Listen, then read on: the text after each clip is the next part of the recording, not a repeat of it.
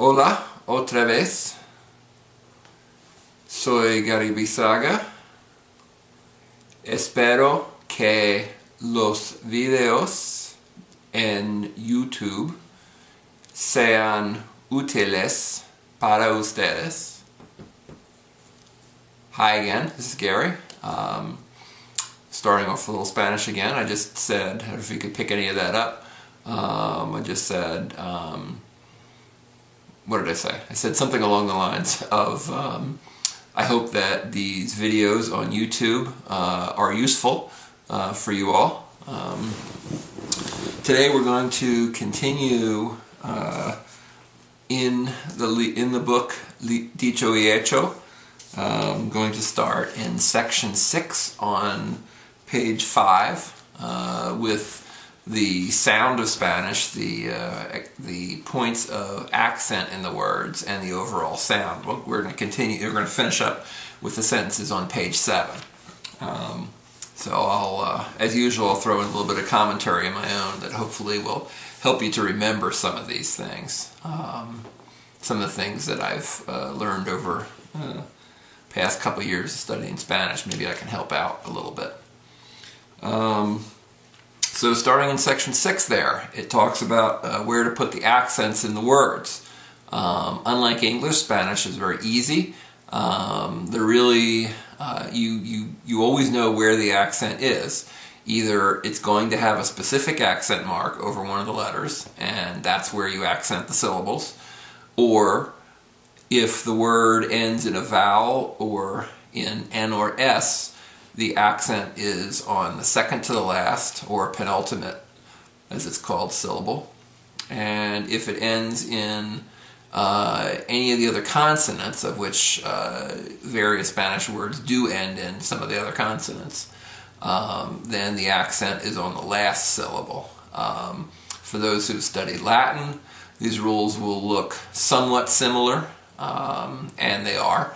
The Spanish ones are derived from the Latin rules with a few changes over time, such as dropping off of end syllables and things like that.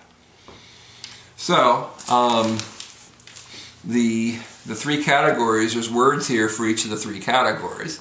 The first category where the accent is, the words in the book are dinámico, ridículo, and chimpancé.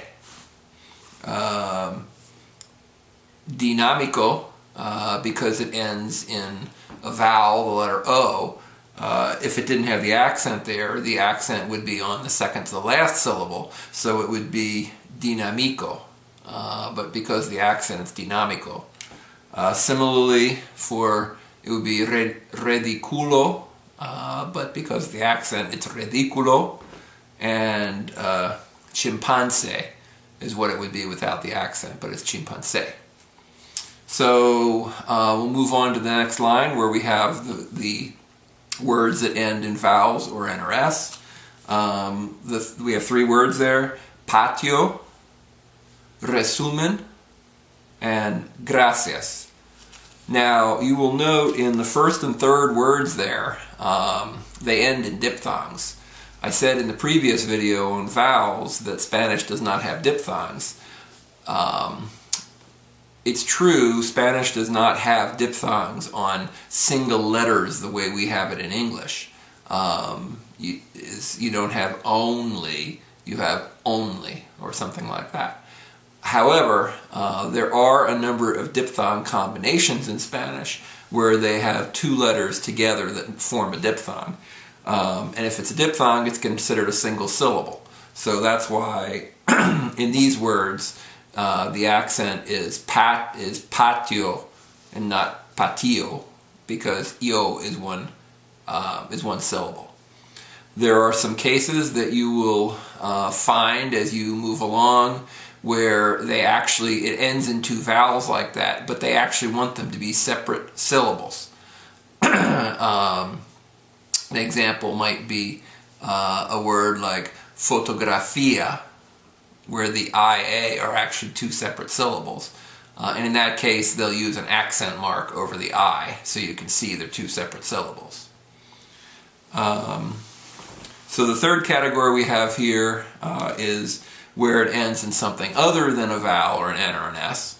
And so the example words they have are animal, doctor, and universidad.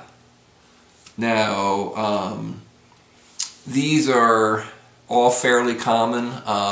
Really, the D is probably, other than infinitives of verbs, the D is probably the most common ending other than an N or an S or a vowel.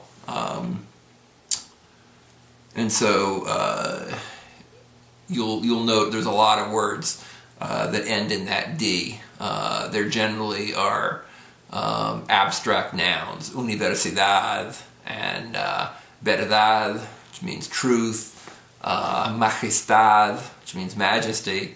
So there's a whole lot of words like that. So just briefly, we'll hit the words at the bottom of the page, pronounce the words at the bottom of the page of page 5.